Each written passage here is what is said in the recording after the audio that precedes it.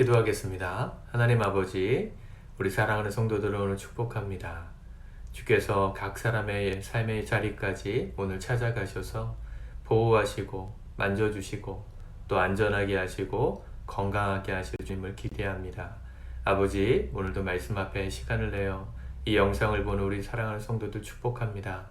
바쁘고 지치지만 주께서 힘이 되어주시고 도움이 되어주시고 매 순간 우리의 산성이 되셔서 주께서 지켜주시는 복된 은혜가 오늘 하루 가득하게 하여 주옵소서. 예수님의 이름으로 기도합니다. 아멘.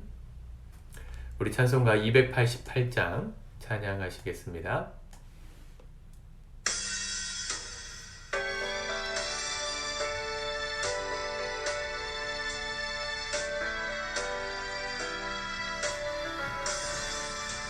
예수를 나의 구주 삼고 성령과 피로써 거듭나니 이 세상에서 내 영혼이 하늘의 영광 누리도다.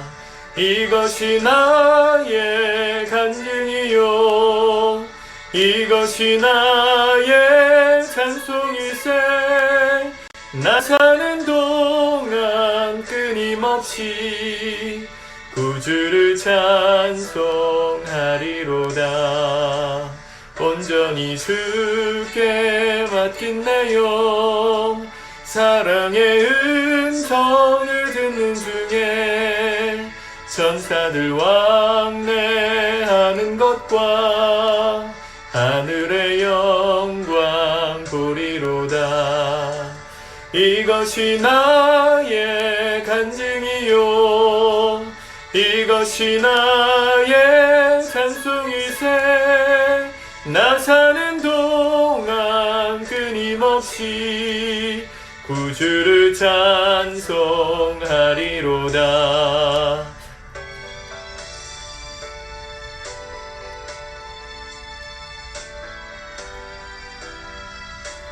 (3절입니다) 주 안에 기쁨 누림으로 마음의 풍랑이 잔잔하니 세상과 나는 간 곳 없고 구속한 주만 보이도다.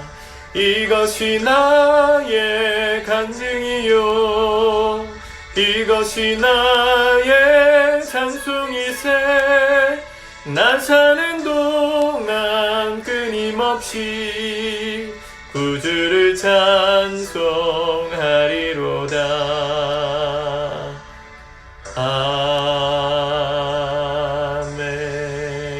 아멘. 아멘.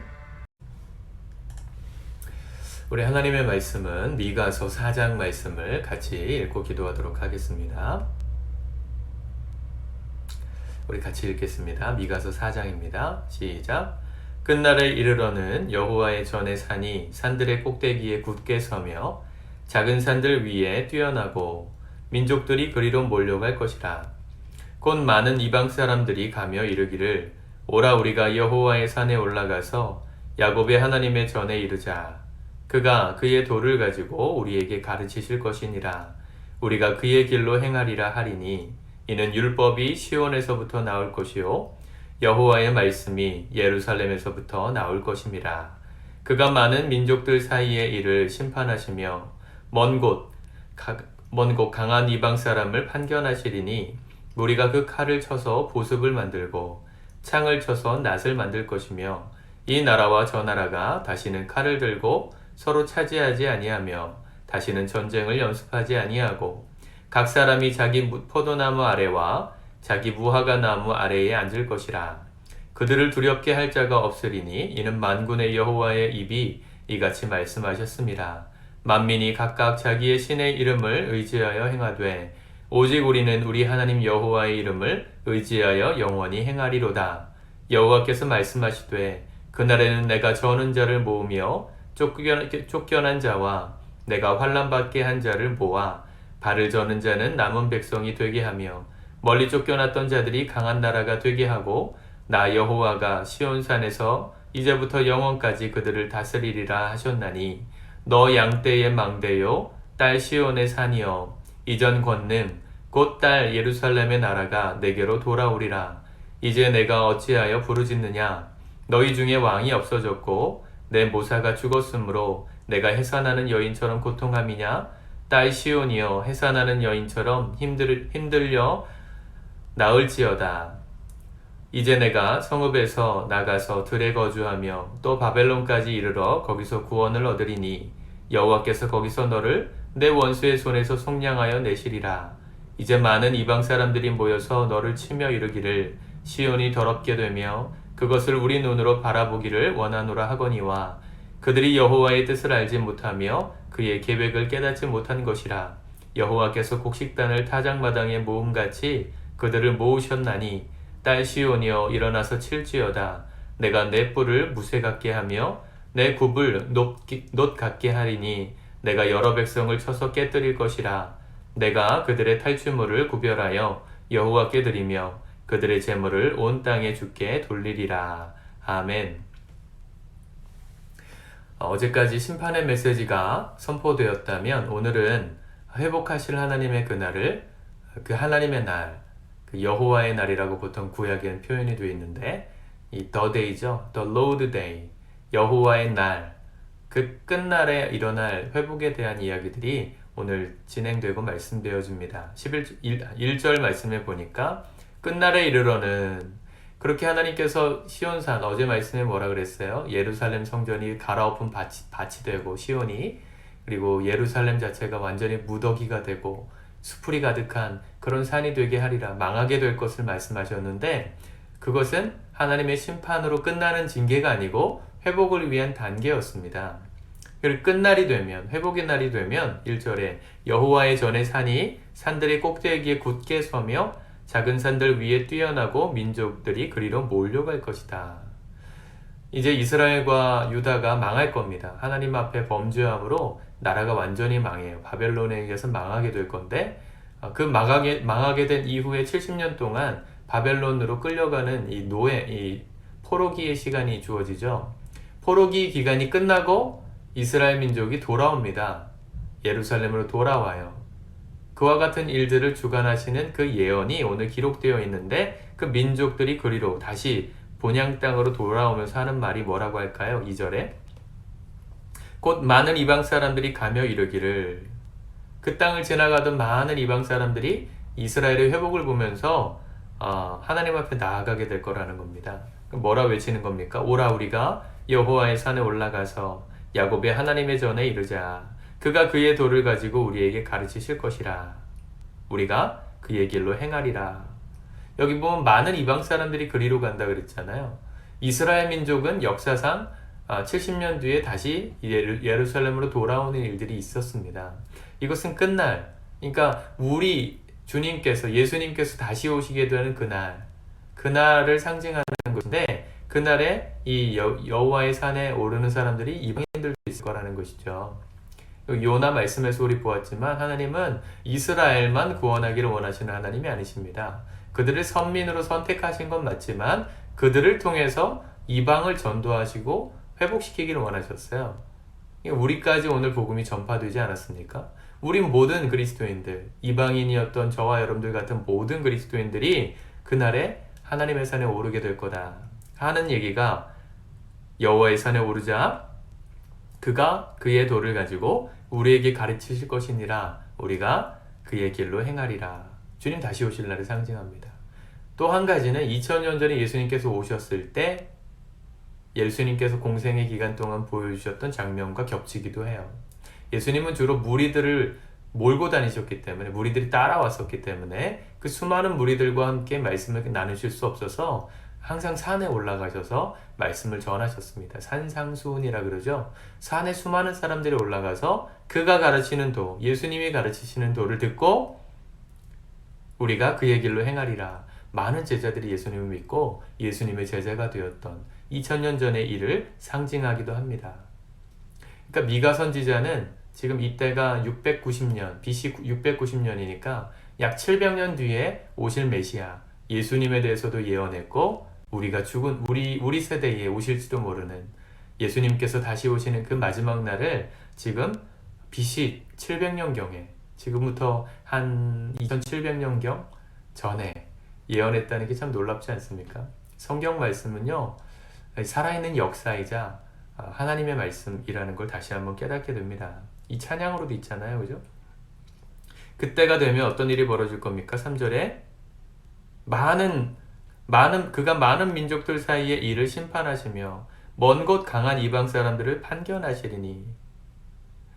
그러니까 메시아가 오실 건데 그때가 되면 그들을 괴롭게 했던 이방 사람들을 심판하실 것인데, 그 심판이 끝나고 나면 사람들이 들고 있던 칼을 쳐서 보습, 농기구를 만들고 창을 쳐서 낫을 만들 것이다.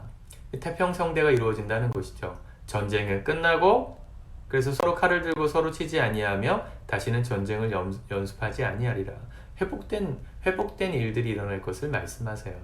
그래서 사실은 이 말씀을 들었던 이스라엘 백성들은 예수께서 오셨을 때, 메시아가 오셨다고 했을 때 이런 메시아를 기대했던 거예요. 로마의 압제로부터 우리를 해방시켜 주시고 그들을 물리쳐 주실 그런 메시아를 기다렸는데, 예수님은 로마의 압제에 오히려 십자가의 형을 처벌받고 돌아가셨거든요.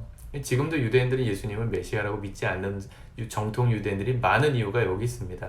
진짜 메시아가 오시면 이렇게 압제당하던 모든 이방 사람들을 판결하실 건데 그렇게 안 됐잖아요. 전쟁도 안 끝났잖아요. 예수님은 메시아가 아니다 이렇게 보고 있지만, 사실 이 말씀은 다시 말씀드리지만 예수께서 다시 오실 때 재림하시는 그날의 환상을 함께 말하고 있는 것입니다. 그날이 되면 우리 각 모든 민족이 하나님 앞에 나와서 5절에 오직 우리는 우리 하나님 여호와의 이름을 의지하여 영원히 행하리로다, 이런 고백이 나오게 될 거라는 겁니다. 여러분, 이게 하나님 믿는 사람들의 꿈이에요. 하나님 나라 백성의 꿈이에요. 비전이에요. 주님 다시 오실 날에 대한 비전이 여기 있습니다. 세상에서 오늘 내가 압제받고 압박받고 억울하게 내가 누명 쓰고 누군가에게 무시당하고 멸시당하고 또 혼인하고 뭐 여러 가지 우리를 힘들게 하는 일들이 많지만, 그날이 되면 우리를 회복시켜 주신 하나님을 믿기 때문에 오늘 그리스도인들답게 살아가기를 포기하지 않는 것이죠. 멈추지 않는 것입니다. 주님께서 가르쳐 주시는 그 말씀대로 행하리라 끝까지 우리가 붙들고 걸어가다 보면 주님께서 우리를 회복시켜 주시고 신원해 주실 날이 올 거라는 걸 우리 믿어요. 이해가 되십니까? 9절에 보세요. 이제 내가 어찌하여 부르짖느냐? 너희 중에 왕이 없어졌고 내 모사가 죽었으므로 내가 해산하는 여인처럼 고통함이냐? 이스라엘이 범죄하고 하나님의 심판을 받고 나라가 망한 그때 얼마나 고통받았냐면 해산하는 여인이 아이를 낳는 고통 같은 고통을 받았다는 것입니다. 주님 다시 오실 날까지 우리에겐 그런 고통이 계속 있을 거예요. 우리가 지은 죄로 인해서 고통받을 때도 있지만 우리와 무관하게 억울하게 받는 고통도 있어요. 이 땅은 하나님의 나라가 아니기 때문에 여전히 그런 고통이 존재해요. 그러나 그 날이 되면 그 해산하는 여인처럼 고통받은 우리가 어떻게 되겠습니까? 10절에 보니까 딸 시온이여 해산하는 여인처럼 힘들이어 나을지어다. 그런 고통을 가지고 아이를 낳게 될 거라는 것이죠. 그 열매 아닙니까? 힘들게 해산하는 여인이 정말 피땀 흘려서 아이를 태어나게 하는 과정은 힘들지만 아이를 낳고 보면 세상에 그것만큼 기쁜 게 없거든요. 그렇게 아이를 낳는 심정으로 고통을 버티면 이제 내가 성읍에서 나가서 들에 거주하며 또 바벨론까지 이르러 거기서 구원을 얻으리니 여호와께서 거기서 너를 내 원수들의 손에서 속량하여 내시리라. 하나님이 우리를 반드시 건져내실 거라는 겁니다. 힘들고 어려웠던 시간들을 지나서 바벨론까지 가셔서 포로 생활하던 그 민족에게 구원을 주셔서 속량해 오신 것처럼 우리의 인생도 이런 회복을 주실 것이라고 약속하시는 것이죠. 사랑하는 성도 여러분, 이 약속을 붙들고 오늘 거룩하게 살아가는 겁니다. 하나님의 이 회복의 날을 우리가 기대하기 때문에 우리가 견디는 겁니다. 어렵고 힘들어도 주의 길을 가기를 포기하지 않는 것입니다. 사랑하는 성도 여러분, 우리가 당하는 모든 환경들이 핑계를 대면 다 핑계를 대고 피할 수 있는 환경들이 많지만 핑계는 주님 나라 가서 대면 좋겠습니다. 우리가 하나님 나라 앞에서 바르게 살지 못했던 핑계들은 그날 가서 고백하면 좋겠습니다. 오늘 내게 닥친 오늘 하루의 삶에는 성실하게 살아가셨으면 좋겠어요. 저도 그렇게 살기를 노력하겠습니다. 또 이렇게 영상을 미리 찍어 놓는 이유도 여러분들에게 그런 모습으로 먼저 서고 싶어 하는 마음이 제게 있기 때문입니다. 여러분, 우리에게 주어진 삶의 하루를 최선을 다해서 주를 위해서 걸어갑시다. 힘을 주시는 주님 붙들고 걸어갑시다. 오늘도 승리의 은혜가, 회복의 은혜가 우리 성도들의 삶에 충만하기를 축복합니다. 기도하겠습니다. 하나님 아버지, 오늘도 주의 말씀을 따라 이 하루를 살아가기를 원합니다.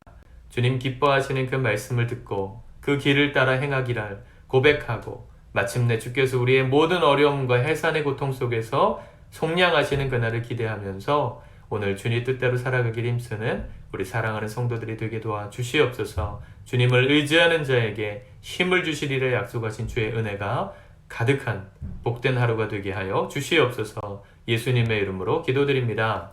아멘.